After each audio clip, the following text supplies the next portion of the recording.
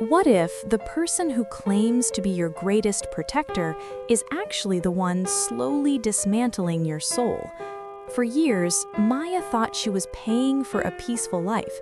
She didn't realize the currency was her own sanity. Meet Maya and Simon. They've been married for 8 years. To anyone watching, Simon was the ultimate husband.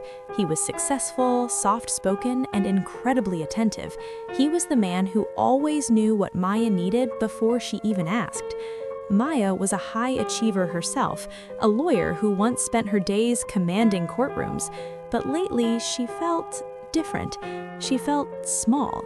Simon called it settling into domestic bliss. He'd tell her, "Honey, the world is so loud and aggressive.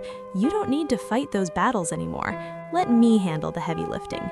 Simon's love felt like a warm, heavy blanket, but blankets that are too heavy can eventually start to feel like they're suffocating you. He had a way of making her feel safe by making her feel incompetent. If she wanted to handle the finances, he'd sigh and say, "You're so stressed already, love. Let me take that off your plate. You're too emotional for numbers anyway." Maya felt lucky.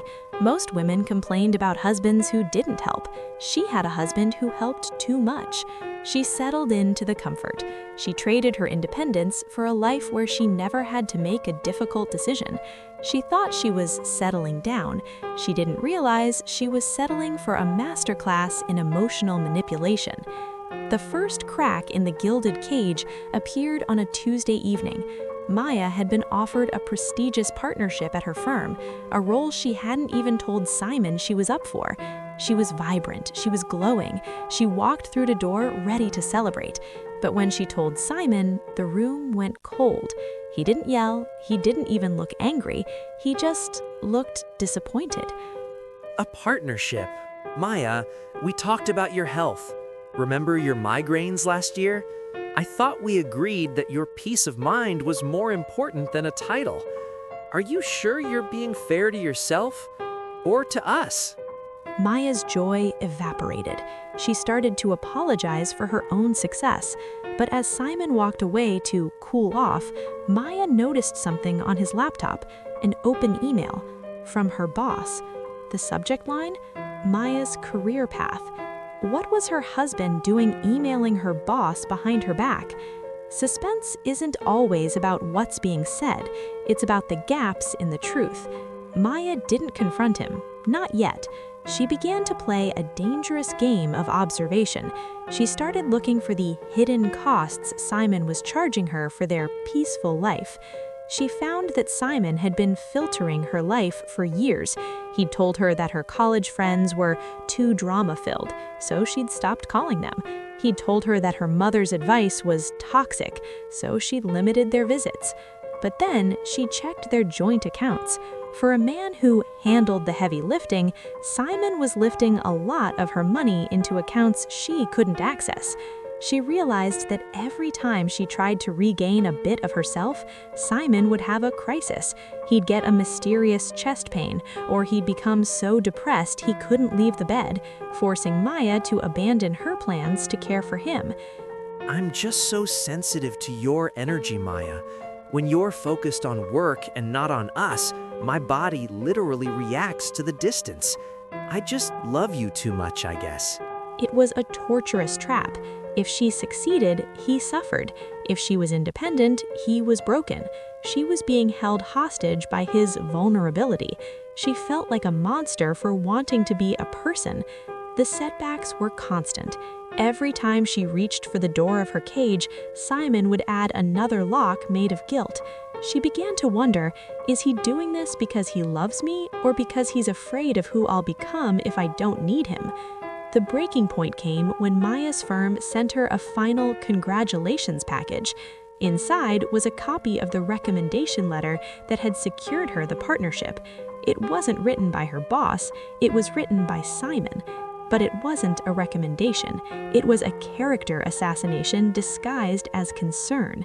It spoke about Maya's fragile mental state, her struggles with pressure, and how the firm should provide her with a limited role to protect her. Simon hadn't helped her get the job.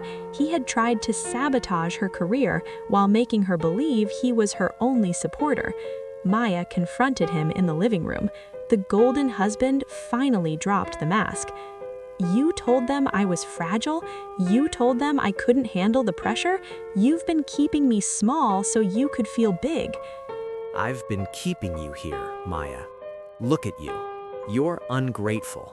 Without me, you'd be alone, stressed, and miserable. I am the only thing standing between you and a nervous breakdown. You should be thanking me for the life I've built for you. He didn't look like a protector anymore. He looked like a predator who had finally cornered his prey. Maya realized that the comfort of her marriage was actually the silence of a grave. She didn't stay to argue. She didn't try to fix a man who thought her destruction was a form of devotion. She realized you can't negotiate with someone who views your autonomy as a threat. Simon tried one last time. He fell to the floor, clutching his chest, claiming he couldn't breathe. Maya didn't stop. She didn't call an ambulance. She just looked at him and said, "I hope you find the help you're pretending to need." She reclaimed her partnership. She reclaimed her friends. It was expensive. The divorce took her time, her money, and her pride. But she realized that the cost of leaving is nothing compared to the cost of staying and disappearing. Settling for emotional manipulation because it feels safe is a debt that always comes due. True love doesn't require you to be small so your partner can feel significant. If someone's protection feels like a cage, it's not love, it's ownership. Don't wait until you've disappeared entirely to realize you're worth the fight. Maya thought Simon was her safety net until she realized he was the one pulling her under.